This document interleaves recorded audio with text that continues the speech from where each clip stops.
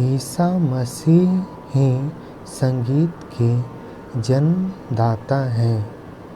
सुप्रसिद्ध इतिहासकार बर्टोल्ड ने अपनी पुस्तक द यूनिवर्सल म्यूजिक में लिखा है, एक बार ईसा मसीह घूम घाम कर आ रहे थे।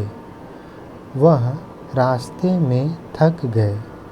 उन्हें एक पेड़ की शीतल छाया दिख पड़ी।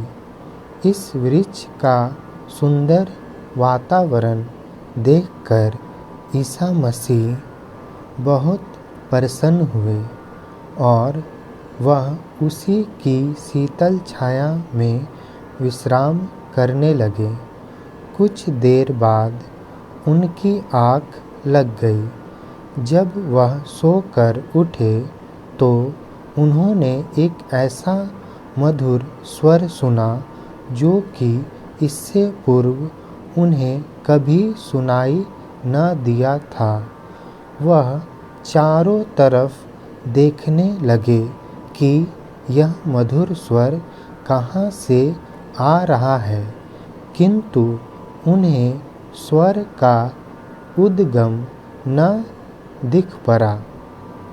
इसी बीच वह इस विचारधारा में बह गए कि क्या स्वर इतना मीठा, इतना आकर्षक हो सकता है?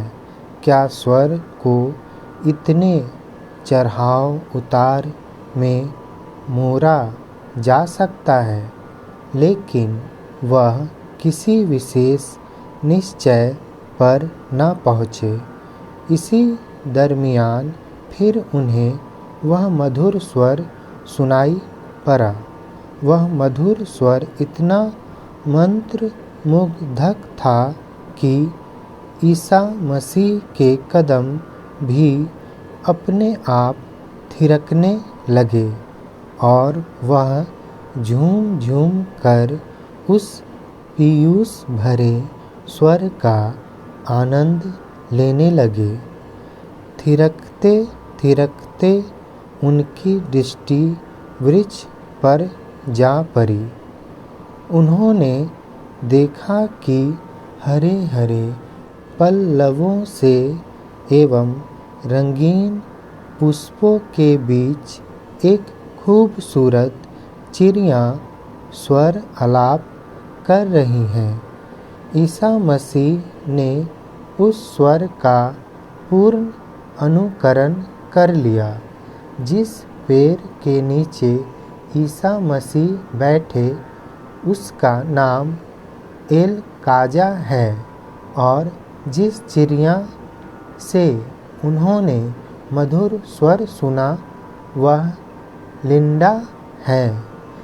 इसीलिए एल काजा को संगीत का कल्प वृक्ष मान लिया गया और लिंडा को संगीत की जन्मदात्री मान लिया और ईसा मसीह की थिरकन को नृत्य का रूप दे दिया गया।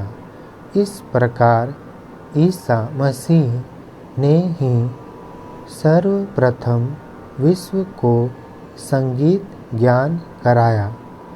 ईसा मसीह से पूर्व विश्व संगीत ज्ञान से अनभिज्ञ था। बाद में ईसा मसीह के स्वरों का विकास होता गया और वे देश देशांतरों में पहुंचकर विभिन्न सांचे में ढल गए, विभिन्न रूपों में आबद्ध हो गए। वास्तव में ईसा मसीह के पूर्व कोई सृष्टि न थी और न कोई संगीत। यदि वह विश्व को संगीत भेंट ना करते तो आज विश्व में कहीं भी आपको संगीत ना सुन पड़ता।